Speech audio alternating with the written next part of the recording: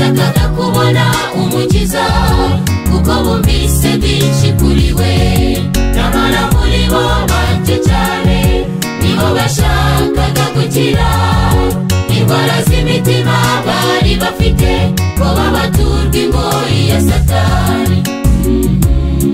Umugore umwe yaje muri bo yarafite icyago gikomeye yaramaze imyaka myinshi cyane ajya mu bavuzi bakomeye nyamara ikibabaje nta muganga n'umwe wabashije kumworohereza.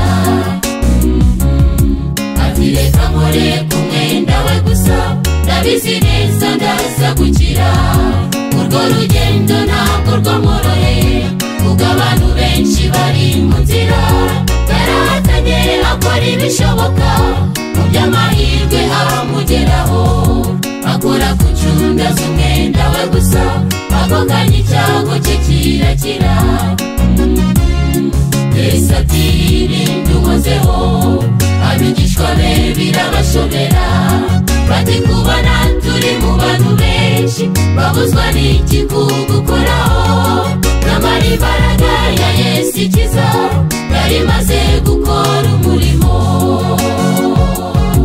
Urwo rugendo ntabwo rwamworoheye kuko abantu benshi bari mu nzira yarahatanye akora ibishoboka mu by'amahirwe amugeraho akora ku cunda z'umwenda we gusa ako kanya icyago cye kirakira. Yesu ati ibindi ukozeho abigishwa be birabashobera bati kubona turi mu bantu benshi babuzwa n'iki kugukoraho nyamara imbaraga ya Yesu ikiza yari maze gukora umurimo.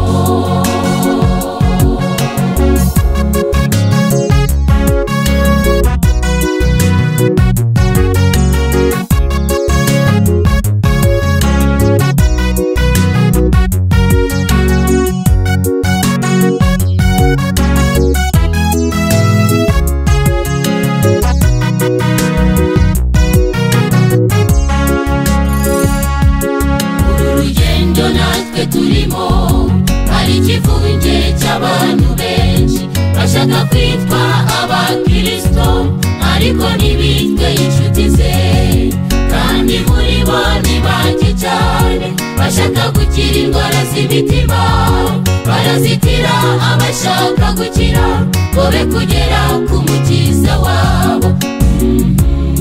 Ni vuba cyane mugenzi tugasuzumwa ko dushyitse imbuto nziza zigahunikwa zigashyirwa mu bigega umurama ukajugunywa mu muriro utazima. Tutimenya ko imperuka igeze wimike Yesu mu bugingo bwawe arabashaka kwinjira mu rugo bazitiwe n'ibyo dukora babuze imbuto zikwiriye ndetse nta n'umucyo tumurika bishe ubutumwa bw'uwadutumye kwamamaza kwa ari umukiza. Hari inzira nyinshi data wa twese azakoresha ngo abagarure tutimenya ko icyicaro ufite kizicarwaho mu minsi mike abafita ko ari abapagani bagiye kuza amazi usohoke.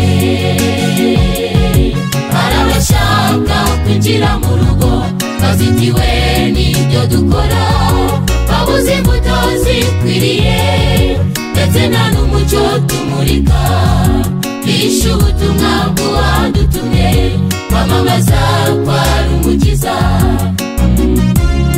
Hari inzira nyinshi data wa twese azakoresha ngo abagarure tutimenya ko icyicaro ufite kizicarwaho mu minsi mike abafita ko ari abapagani bagiye kuza amazi usohoke. Tutimenya ko imperuka igeze wimike Yesu mu bugingo bwawe tutimenya ko